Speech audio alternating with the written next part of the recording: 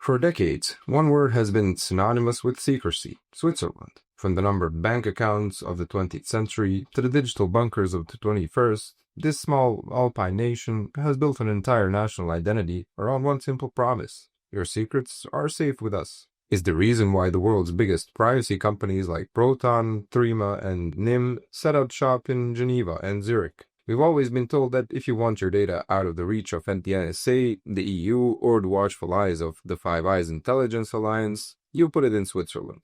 But today, that narrative is crumbling. The fortress is showing cracks. We've received an exclusive statement, a clarification that effectively signals the beginning of the end for the Swiss exception.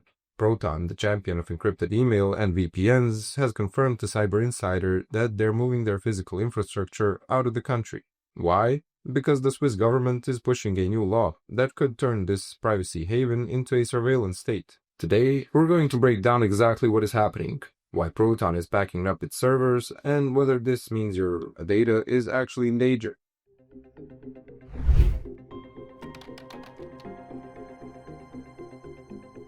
Let's start with the news that dropped on our desk. There has been a lot of speculation and rumors were flying that Proton was planning a total exit from Switzerland. People were panicking, thinking the company was about to dissolve its Swiss headquarters and flee to Iceland or somewhere remote. Proton reached out to us directly to set the record straight, and the reality is nuanced, but arguably just as concerning as the rumors. Here's the core of their statement to us. Proton is not performing a gradual exit from Switzerland entirely, at least not yet. They are keeping their headquarters, their lobbying efforts, and their key operations in Geneva. They aren't firing their Swiss staff or closing their offices. However, and this is the big however, they're moving their physical infrastructure. They're taking the actual servers, the metal boxes that process your encrypted data, and they're shipping them to other countries. They explicitly cited legal uncertainty caused by the Swiss government's proposed mass surveillance ordinance. They told us, quote, because of legal uncertainty around Swiss government proposals to introduce mass surveillance, proposals that have been outlawed in the US, Proton is moving most of its physical infrastructure out of Switzerland.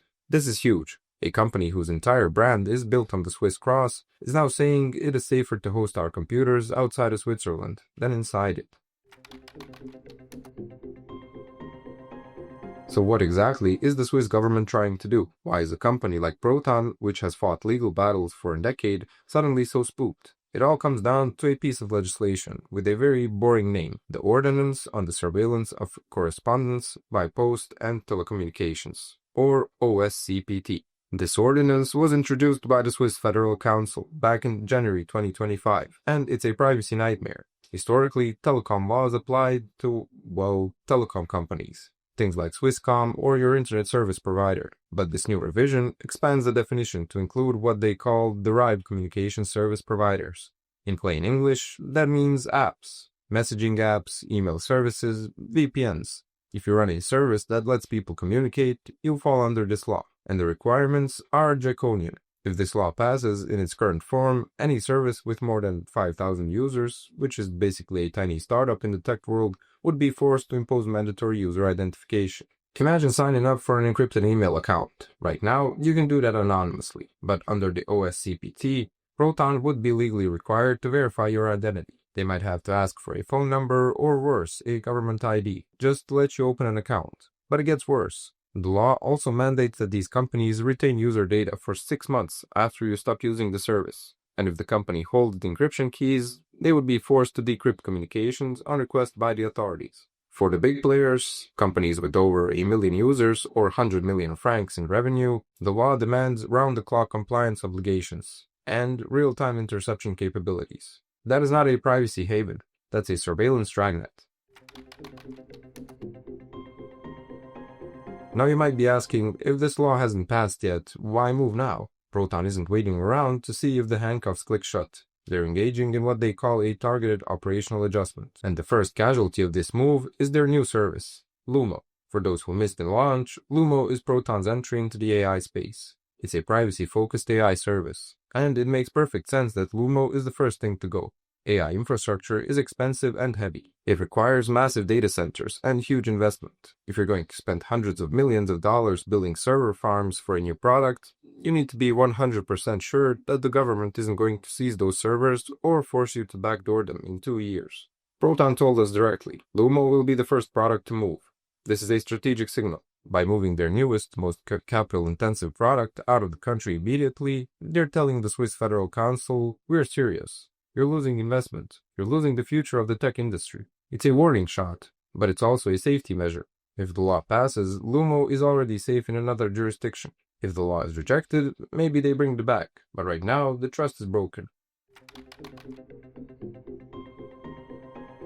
This brings us to the most ironic part of the entire story, what we like to call the Swiss paradox. For the last 10 years, we've been told that the European Union is bad for privacy because of things like chat control, and Switzerland is good because it's independent.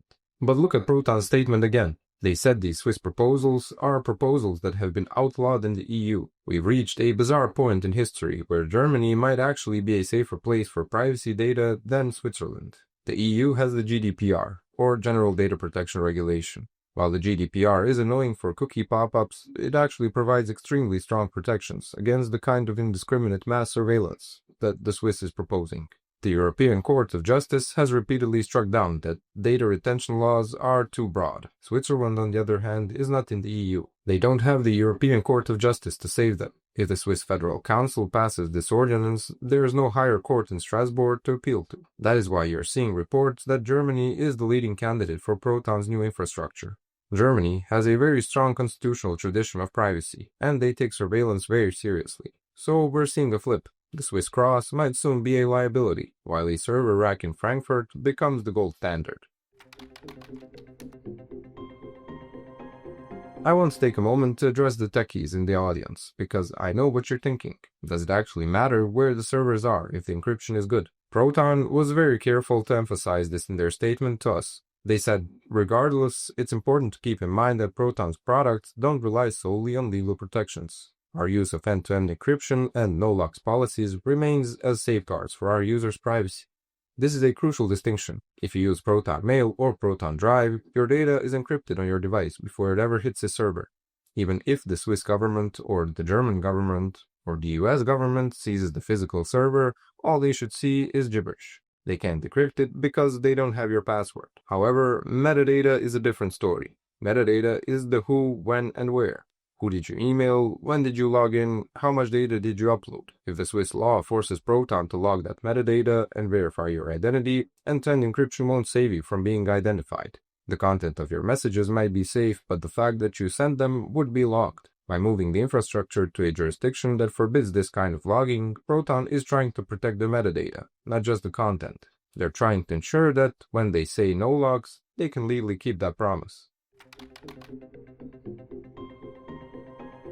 But Proton isn't the only one sounding the alarm. This proposed law has terrified the entire Swiss privacy sector. We have seen statements from Trima, the secure messaging app widely used by the Swiss military itself. We've seen pushback from NIM, a mixed-net privacy company. We even recently interviewed the team behind Session, the decentralized messenger. They told us they are keeping a close eye on the ordinance. While Session's architecture is decentralized, meaning there isn't one net central server to regulate, they know that legislation like this creates a hostile environment for developers. The argument these companies are making is simple. Switzerland has an image. It's a privacy haven. That image is worth billions of francs to the Swiss economy. If they pass this law, they're destroying that brand overnight. Proton is the biggest player, so they're first to move. But if this law actually passes into full effect, we could see a mass exodus of tech companies leaving Geneva and Zurich for Berlin, Reykjavik, or Oslo.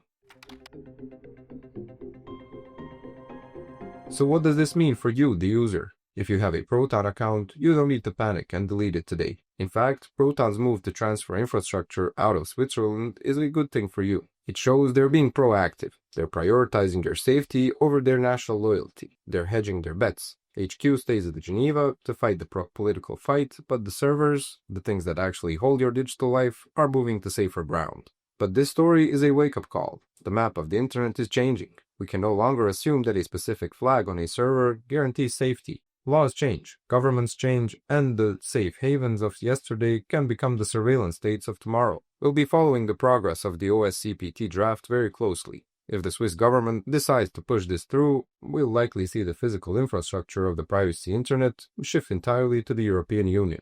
It's a crazy time to be covering privacy, so thanks for watching CyberInsider. If you want to stay updated on where your data is actually living, make sure you subscribe and hit that notification bell.